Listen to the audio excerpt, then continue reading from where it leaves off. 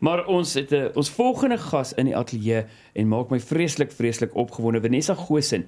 En wat 'n interessante storie. En Vanessa was 16 jaar in die tronk 1994 as gevolg van in Thailand, wat iemand nou weer net so ding wat baie gebeur, dwelms in jou bagasie sit. Vanessa, ek weet jy is seker nou al baie moeg om hierdie storie te vertel. Maar in 'n netedop, wat het presies gebeur 94? Wat gebeur het is dat ek het 'n klerewinkel gehad in Johannesburg en ek het oorgegaan oor see as gevolg van die my shop and to procure fashion, to get material. But my boyfriend, he had a friend, his name was Jackson, so he would come seldom to the store. And what attracted to me him was the way he dressed. And I asked my boyfriend to confront him, ask him where does he get his clothes from. So he said he get his material in Bangkok, in Thailand. And he started speaking to us and really tried to convince us to really go abroad, to really procure fashion in Thailand. And me and my boyfriend discussed and decided I will go to Thailand. So you can just imagine. Ek was so opgewonde as gevolg van omdat ek my weer vir Suid-Afrika I entered my South Africa and made it to the semi-finals and now I'm going abroad. And I went abroad in April, got there and I made contact to import material back to South Africa.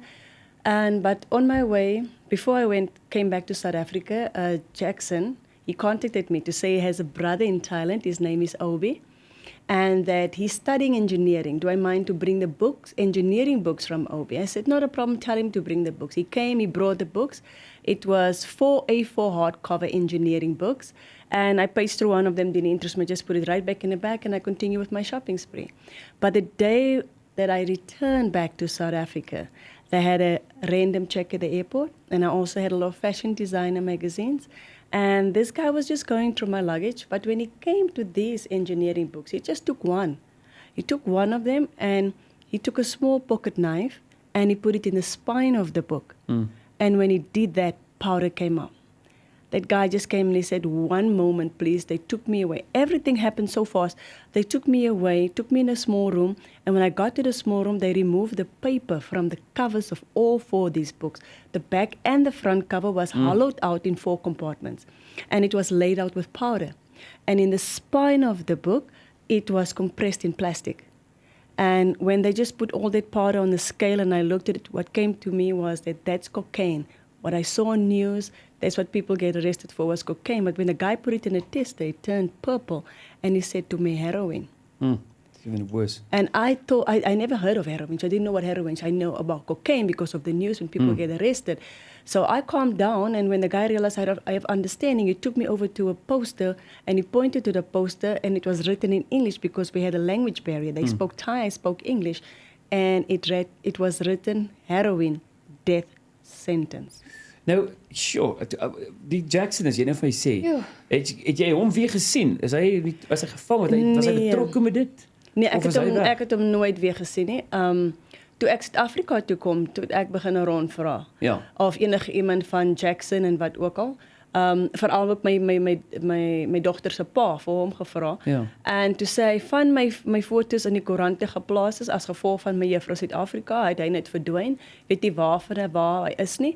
En ook toe vind ek ook uit dat hulle sê is van 5 verskillende lande, so ek weet nie regtig van wat se land hy is. Dit is ongelooflik. Dit is verskriklik. Maar die Vanessa, ek wil op jou uitvind, dit is 'n vinnige en netedop Vanessa se storie. En jy het nou net van jou dogter gepraat en ook 'n geweldige storie wat sy daar gebore is. Ons gaan nou daarby uitkom en dan ook hoe jy genesing gekry en wat jy vandag doen. So 'n baie interessante storie. Jy wil dit nie mis nie. So met nêrens gaan nie, bly geskakel op die groot ontbyt.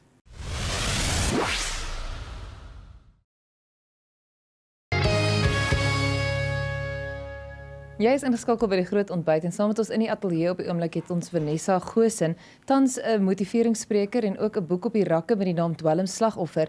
Vir 16 jaar was jy in Thailand. Ja, dis reg, Nadia. En jy was swanger toe jy jy was aangehou, jy was daar in die tronk gewees as gevolg van onvoorsiene omstandighede en toe jy in die tronk beland het, toe was jy reeds swanger. Hoe het daai hele proses gewerk? Want jou dogter is vandag dan hoe oud al? 21. 21. Ja. Hulle het eers toetse geneem om seker te maak ek was swanger, want toe ek gearresteer was, het hulle dit nie geglo nie. Toe het hulle uiteindelik uitvind ek is swanger en toe beweeg hulle my na die ma se kamer toe. En dit was 'n 40 square meter 'n kamer met 40 ma's en 40 kinders en 'n paar swanger vroumense. En dit was bietjie baie swaar as gevolg van toe ek 9 maande is, want jy cravings, jy wil eet, maar as gevolg hulle sluit ons toe 5 p.m. we get locked up, open up at 6 a.m. so you're not allowed to take any food in the room. And after 9 months, they moved me to the prison hospital. Ja. And the next day, that was on the 29th, on the 30th, I started having back pains. But they only took me out on the 31st and to the outside hospital. So when I went to the outside hospital, with a uniform, it was very embarrassing because everybody just moved away from me wherever I had to sit or stand.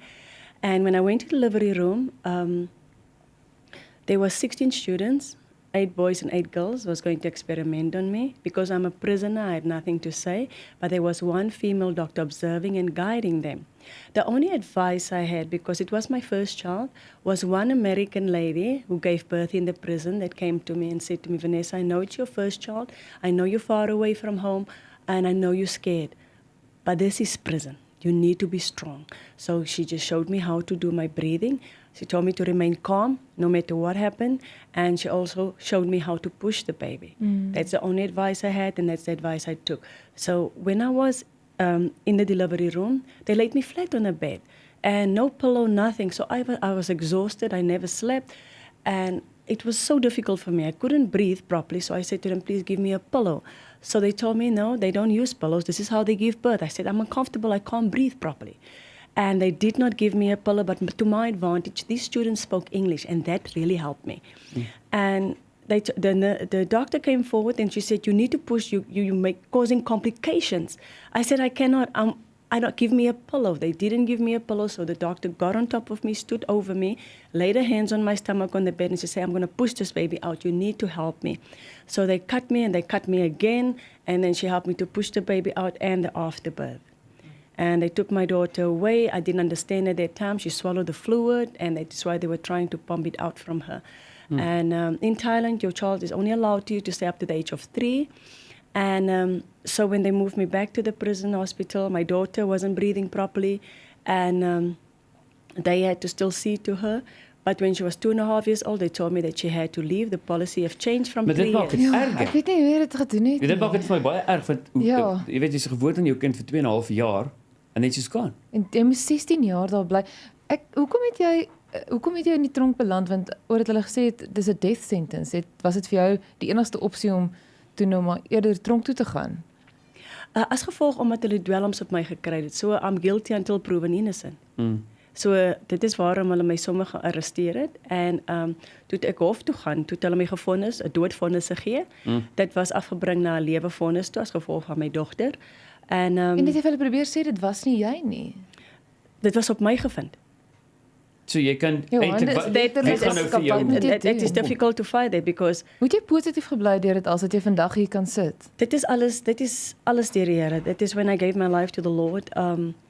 He really kept me when they gave me a death sentence, and I stood on the scripture, Jeremiah 29:11. I mean, there's a difference of reading the scripture. There's a difference of knowing this is what God says, that you have to believe it. I hanged on to those words, that God has a purpose and a plan for me, and not to harm me, but to prosper me.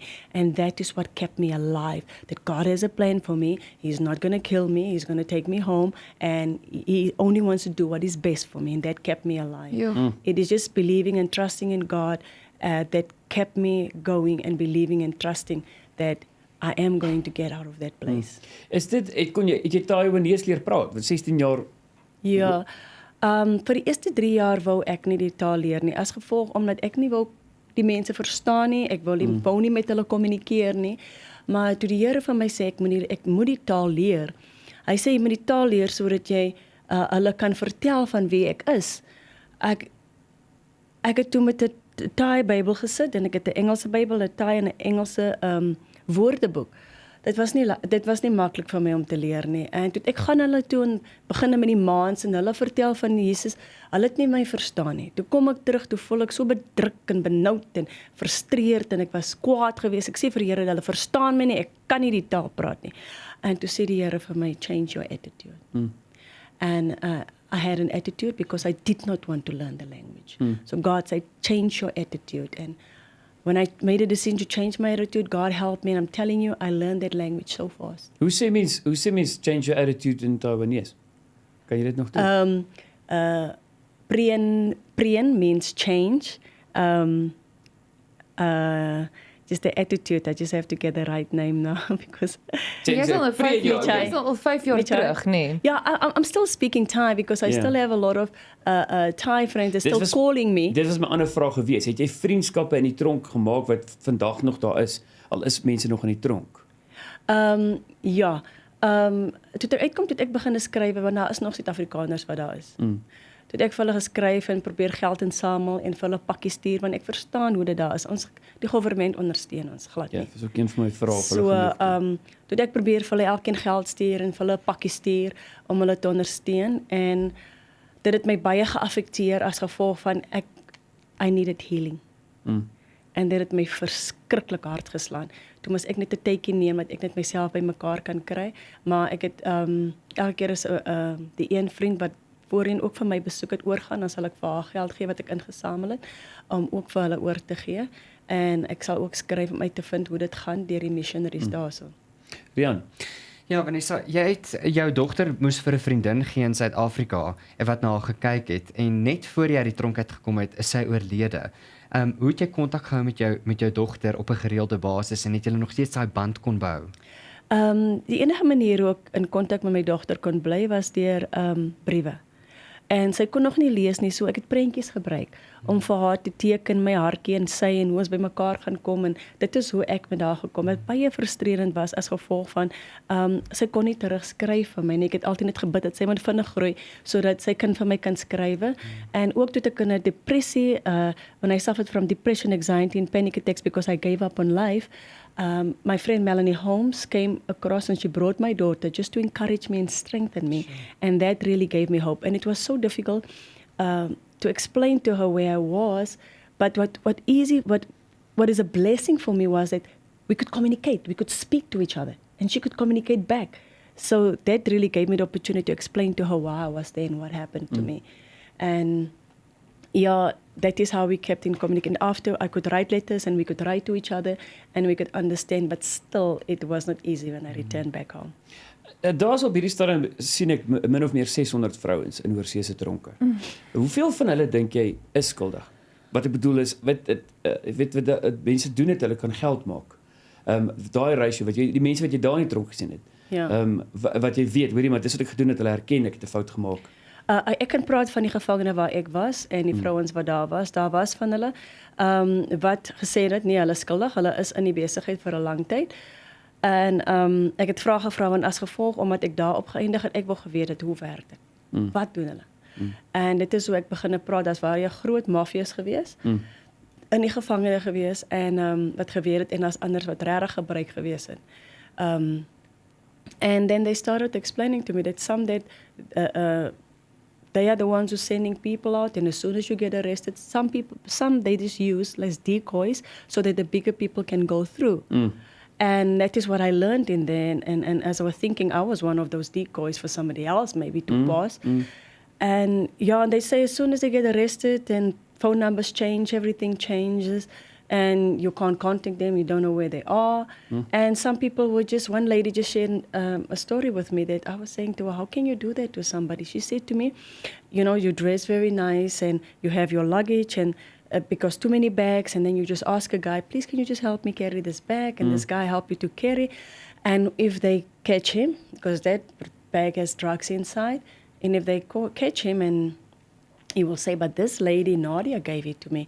And she's from Nigeria or Ghana or Canada. And when they would come to Nadia and look at Nadia's passport, Nadia's not from any of those countries that guy is saying, and it's not her name. So she will give him a wrong name, which country is wrong country. And when they would open the bag, it's not women's clothing in there, it's men's clothing. And that is how an innocent man gets sent to prison. Sjoe, ons moet versigtig wees, né, as Ja. ons vlieg en as Dit is- ons rondgaan. Mens moet versigtig wees. En jy's 'n motiveringsspreker nou baie dankie. Ons het dan jou boek ook gewys dat mense kan koop. En dan ook jou inligting daar sit nou op die skerm waar mense jou kan kontak. Vanessa, baie dankie. Ek sal die hele dag met jou kan gesels. En dis regtig 'n waarskuwing daar buite vir mense wees, maar versigtig. Veral as jy in die ooste toe beweeg. En Dis behou roefless. 'n positiewe benadering. Ek dink dis ook die les wat ons by jou kan leer. Ja. Groot inspirasie. Baie dankie, Vanessa. Dis 'n plesier. Bly geskakel vir jou nuus hooftrekke.